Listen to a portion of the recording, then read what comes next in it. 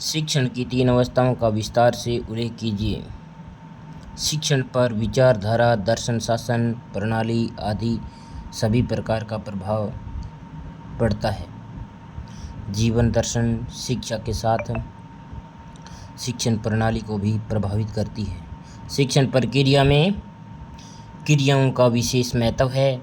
ये क्रियाएं ही छात्रों को अधिगम में सहायता प्रदान करती है। शिक्षण प्रक्रिया को निम्नलिखित तीन अवस्थाओं में बांट सकते हैं। कौन कौन सी अवस्थाएं हैं ये देखते हैं। तीन अवस्थाएं कौन कौन सी है शिक्षण की अवस्थाएं? पूर्व क्रिया अवस्था है, अंत्य क्रिया अवस्था है और क्रिया पश्चात अवस्था है। पूर्व क्रिया अवस्था में कौन कौन से शिक्षण बिंदु आते हैं? शिक्षण उद्देश्यों का निर्धारण, पाठ वस्तु का निर्धारण, प्रस्तुतिकरण की क्रमबद्धता, शिक्षण की विधियों के बारे में निर्णय और पाठ्य वस्तु हेतु उक्तियों का विकास। अब देखते हैं 2 नंबर जो अंतः क्रिया अवस्था है उसमें कक्षा के कार्य की अनुभूति, छात्रों की निदान निष्पत्ति का कार्य। और क्रिया पश्चात अवस्था में कौन कौन से बिंदु आते हैं वो देखते हैं। व्यवहार परिवर्तन, मूल्यांकन विधियों का चयन। पहला व्यवहार में परिवर्तन, मूल्यांकन विधियों का चयन, शिक्षण कौशलों में परिवर्तन। पूर्व क्रिया अवस्था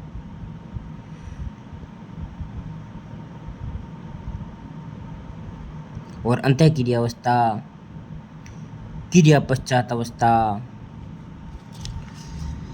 अब देखते हैं कि शिक्षण की पूर्व क्रिया अवस्था इस अवस्था में शिक्षण कार्य की योजना तैयार की जाती है, फलस्वरूप इसे शिक्षण की योजना की अवस्था भी कह सकते हैं। शिक्षक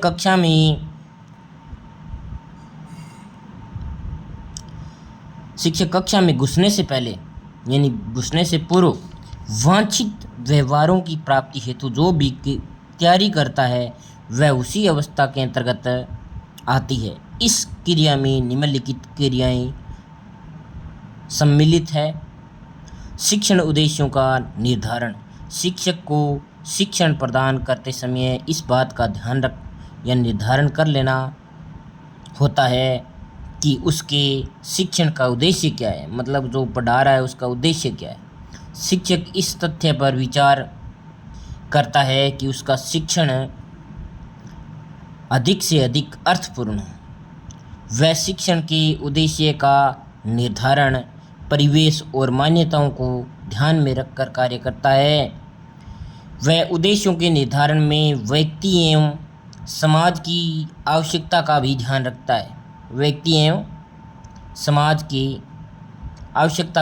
रखता है। शिक्षण तकनीक में अर्थपूर्ण अधिगम कर विशेष बल दिया जाता है तथा शैक्षिक लक्ष्यों के निर्धारण में मनोवैज्ञानिक सहयोग की आवश्यकता होती है। पाठ्य वस्तु का निर्धारण, शिक्षण उद्देश्यों के निर्धारण के बाद छात्रों को पढ़ाई जाने वाले पाठ्य वस्तु के संबंध में भी शिक्षक निर्णय लेता है। वह पाठ्य वस्तु एवं तर्क के संबंध में निर्णय लेता है। शिक्षक यह भी ध्यान रखता है कि पाठ्य सामग्री किस स्तर की है या किस स्तर की हो। इसका निर्धारण करते समय वह छात्रों को पूर्व व्यवहार को भी ध्यान में रखता है। अध्यापक को इस बात का भी निर्धारण करना होता है कि पाठ्य वस्तु संबंधित ज्ञान के हेतु किन किन विधियों का प्रयोग किया जाए। प्रस्तुतिकरण की क्रमबद्ध पद्धति, पाठ्य सामग्री के चयन के बाद शिक्षक इस तथ्य का निर्धारण करता है कि इसे किस विधि व शैली से पाठ्य वस्तु छात्रों के सम्मुख प्रस्तुत करता है। उसी पाठ्य वस्तु को क्रमबद्ध भी बनाए रखना होता है। शिक्षण की उक्तियों व प्रविधियों के संबंध में निर्णय लेना पाठ्य वस्तु एवं छात्रों के स्तर को ध्यान में रखते हुए शिक्षक अपने प्रस्तुतिकरण के हेतु शिक्षण की व्यूह रचना का चयन करता है, जिसके अंतर्गत वह शिक्षण उद्देश्यों को प्रधानता प्रदान करता है। जबकि शिक्षण विधियों में पाठ्य वस्तु को भी ध्यान में रखा जाता है। शिक्षण विधियों में पाठ्य वस्तु को भी ध्यान में रखा जाता है। अध्यापक को उचित विधियों का चुनाव करना होता है। पाठ्य वस्तु हेतु उक्तियों का विकास शिक्षक पहले ही इस संबंध में यह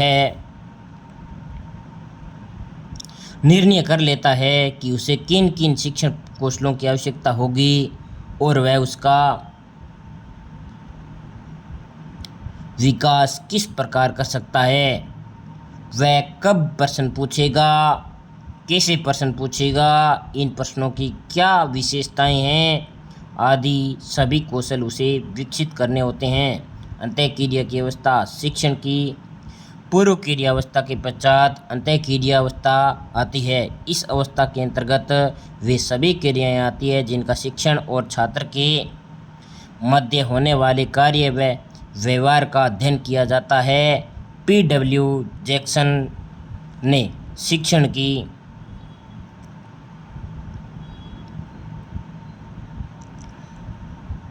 की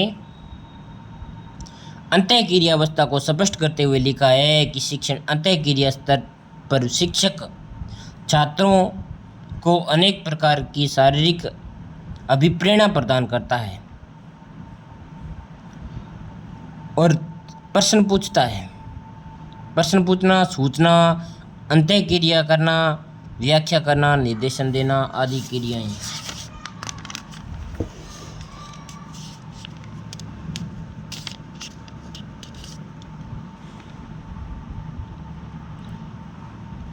शिक्षण की अंतःक्रिया अवस्था में जो क्रियाएं शिक्षण के मध्य संपन्न होती है उन्हें शिक्षण प्रकार स्पष्ट कर सकते हैं।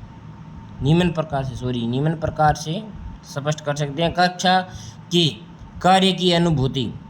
कक्षा के कार्य की अनुभूति कक्षा में प्रवेश करते ही शिक्षक को एक दृष्टि पूरी कक्षा पर डाल लेनी चाहिए। इसका उद्देश्य यह होता है कि शिक्षक यह पता लगाता है कि कौन सा बालक कक्षा कार्य में रुचि लेगा और कौन सा कार्य के प्रति जागरूक नहीं है तथा कौन सा छात्र सहयोग प्रदान करेगा और कौन सा छात्र समस्या प्रधान है। शिक्षण के प्रारंभिक क्षणों में शिक्षक की वेशभूषा, उसके बोलने का ढंग, उसकी मुद्रा आदि प्रभावित करते हैं छात्रों का निदान। शिक्षण कार्य करते समय भी शिक्षक अपने छात्रों की क्षमताएं योग्यता का अनुमान लगा लेता है और उसी के आधार पर वह समझ लेता है कि पाठ का प्रारंभ कहाँ से किया जाए। निष्पत्ति का कार्य शिक्षक जब शिक्षण कार्य प्रारंभ करता है तो उसके प्रत्येक कृत्य द्वारा छात्रों के व्यवहार में परिवर्तन होने लगता है। अध्यापक जिन पदों का अनुसरण करता है उनकी चर्चा यहाँ संक्षेप में दी जा रही है। उद्दीपन का चयन शिक्षक कक्षा के छात्रों को सिखाने के हेतु प्रत्यक्ष अथवा अप्रत्यक्ष क्रियाओं द्वारा उद्दीपित करता है। अपने मुख भाव, मुस्कुराहट, अभिव्यक्ति द्वारा यह वातावरण तैयार करता है, मतलब ऐसा वातावरण तैयार करता है।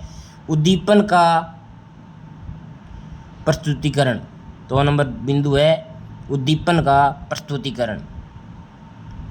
उद्दीपन के प्रस्तुतिकरण में शिक्षक अत्यंत सावधानी से कार्य करता है। यदि उद्दीपन गलत ढंग से प्रस्तुत किया जाएगा तो उसकी अनुक्रिया भी गलत होगी। इसलिए उद्दीपन के प्रस्तुतिकरण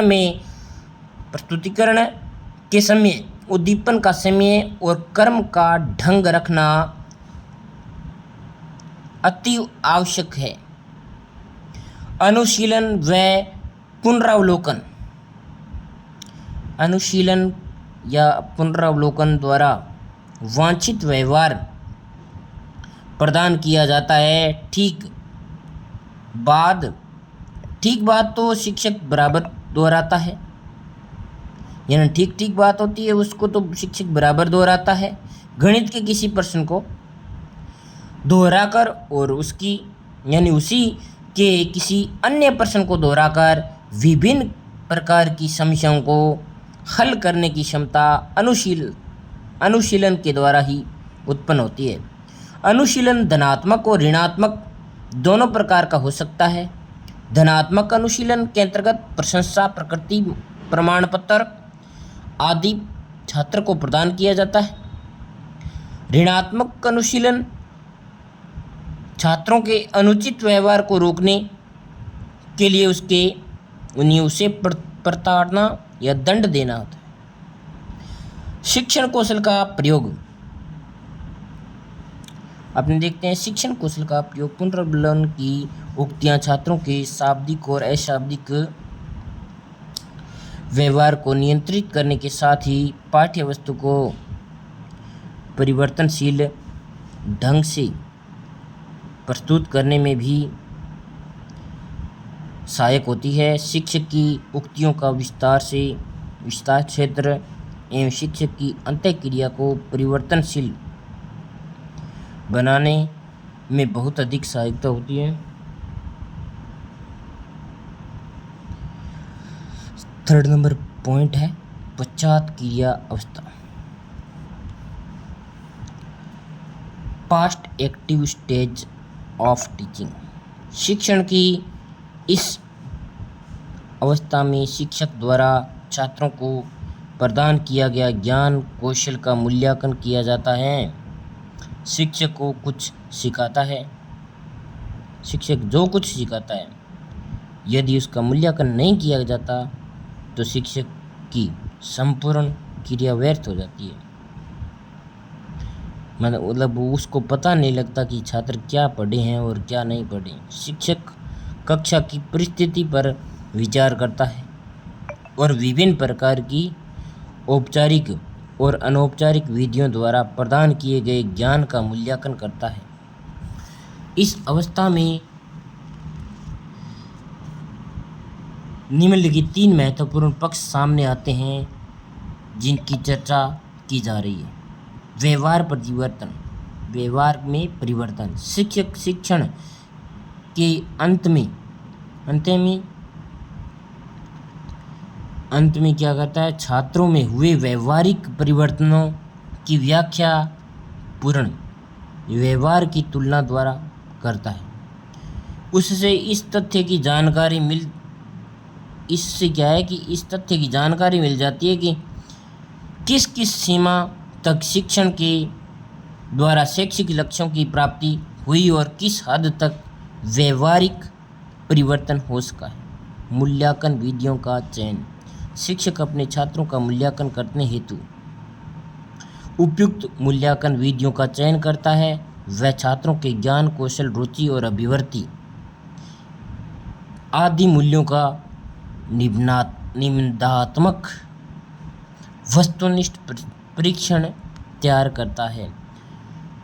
शिक्षण कौशलों में परिवर्तन। मूल्यांकन और प्रशिक्षण के शिक्षक को शिक्षण के परिणामों का पता चल जाता है जिसके फलस्वरूप वह अपनी कमियों से परिचित हो जाता है और भविष्य में प्रभावशाली ढंग से शिक्षण के लक्ष्यों की प्राप्ति हेतु शिक्षण कौशलों में परिवर्तन करता है। यानी परिवर्तन करता है उनको शिक्षण के जो कौशल हैं उनमें ढालने लगता है। इस विवरण के आधार पर इस निष्कर्ष पर पहुंचते हैं कि शिक्षण की 3 अवस्थाओं का रूप इस प्रकार का होना चाहिए कि छात्रों की चिंतन प्रणाली, कार्य प्रणाली और प्रगति हो सके। उनमें सृजनात्मक चिंतन का विकास हो और वास्तविकता से परिचित हो और उसके साथ अपना समायोजन कर सकें। शिक्षण की विभिन्न अवस्थाओं का महत्व। Importance of the different stage of teaching. समाज द्वारा शिक्षण संस्थाओं की स्थापना अपने सांस्कृतिक एवं मूल्यों की रक्षा हेतु की जाती है। इन संस्थाओं के माध्यम से कोई भी राष्ट्र या समाज अपनी भावी पीढ़ी को अपना सांस्कृतिक मूल्य प्रदान करता है। शिक्षण की विभिन्न अवस्था क्रियाओं पर संक्षेप में निम्न प्रकार से प्रकाश डाला जा सकता है।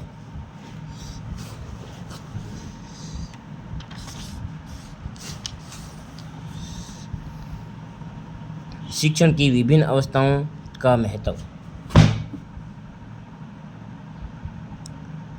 Importance of the different stage of teaching, इन प्रकाश डाला जा सकता है। ये शिक्षण की अवस्थाओं के बिंदु देखते हैं नीचे। शिक्षण अवस्थाओं की क्रियाओं का ज्ञान उन्हें इस दिशा में विशेष सहायता प्रदान करता है। शिक्षण की अवस्थाओं का ज्ञान इस दिशा में विशेष सहायता प्रदान करता है। शिक्षण की विभिन्न स्तरों, स्मृति, बोध, चिंतन के स्तर पर शिक्षण की अवस्थाओं का भी ध्यान रखा जाता है। शिक्षक को विभिन्न अवस्था के ज्ञान के हेतु छात्र अध्यापकों को यह ज्ञात हो जाता है कि उन्हें कक्षा में प्रवेश के पूर्व, प्रवेश करते समय, प्रवेश के बाद कौन से कार्य करने होंगे। उन्हें त्रुटि और प्रयास के सिद्धांत का अनुसरण नहीं करना